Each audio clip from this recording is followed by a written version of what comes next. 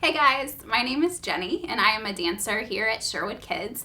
I'm so sorry I couldn't be with you today to meet you in person and talk a little bit about dancing, but we thought we'd make this video so I could share a couple tips and tricks with you that we've learned over the last couple years of choreographing dances for Sherwood Kids. So the first thing I'd like to say is that every song is different. So this is just the way that I go about choreographing things, but there's not really a set process you can follow. So feel free to just get creative and find the process that works best for you. So our overall goal with dances here at Sherwood Kids is to get kids just so excited about the worship that's going on and help them worship God for all that He's done. With that in mind, we really like to keep our dances simple, fun, and energetic. We don't want to distract from the worship that's going on. So one thing I try to keep in mind is that as a dancer and choreographer myself, I might have heard the song quite a few times. I've practiced the dance, I've watched the training video, we've done it in rehearsal. The kids in the audience, it might be their very first time hearing the song and seeing these really cool moves. So in general, we want to make sure the dances aren't overly complicated and that they're easy to pick up. We want kids to just start having fun right away. Don't feel like you need to have motions for every single word in the song. Sometimes simple is best. As long as you're having fun, the kids will be having fun too. So how do I go about actually choreographing a dance? Well, the very first thing I do is listen to the song.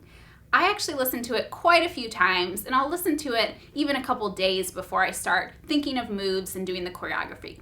The reason I do this is so I can just get a really good feel for the song. I want to know what the rhythm is, when the song gets most exciting and loud, or maybe when it slows down and gets softer. This helps me start thinking about motions that might be appropriate. At that point, I take a look at the lyrics. So the reason I do this is one, to make sure I'm not mishearing any words. But the second reason is that I'm looking for 3 chunks of lyrics. I always look for a chorus, the bridge, and verses.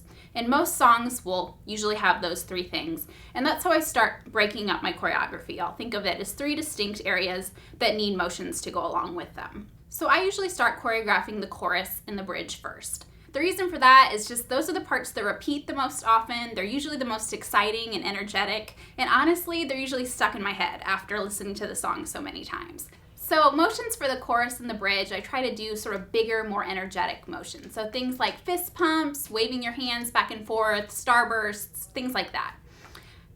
Now, what if I can't figure out what motion I should do? So a verse or chorus really has me stuck. One thing I will do is just think about dances I've done in my past. So I danced all through high school, and so I'll just think of a routine that we've done in the past. And I know that other people on our team were in show choir and cheerleading, and even just taking aerobics classes, and sometimes they'll grab moves from that. So think about your personal history and any kind of movement activities you've done, and that's always a good source of inspiration. Another source is just pop culture, watching music videos on TV. There's always some good moves there.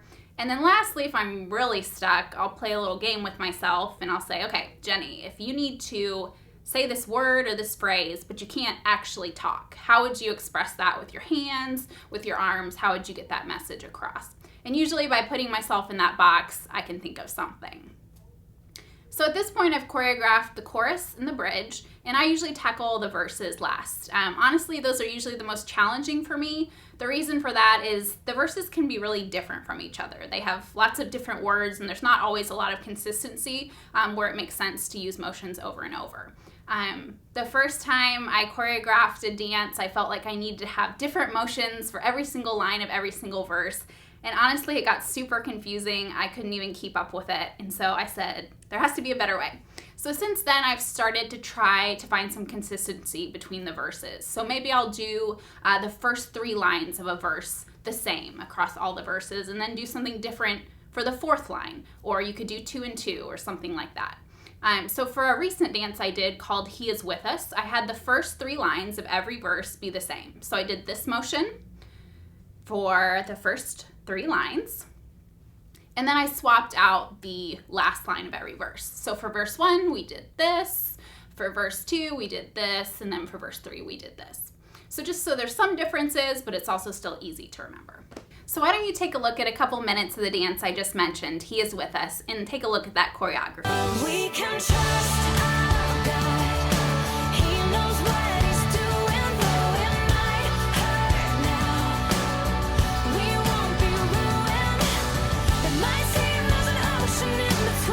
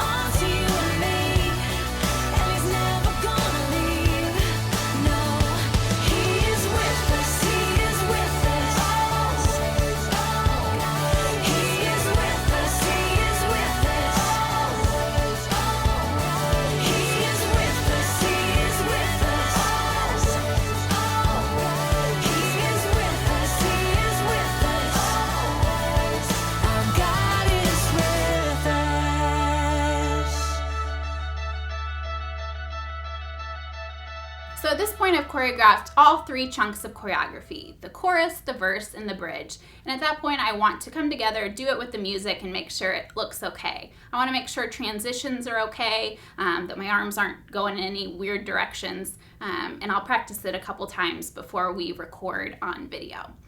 So those are my tips and tricks. The main lesson to learn is to just have fun with it. Simple is best, and as long as you're having fun, the kids will have fun too. Thanks.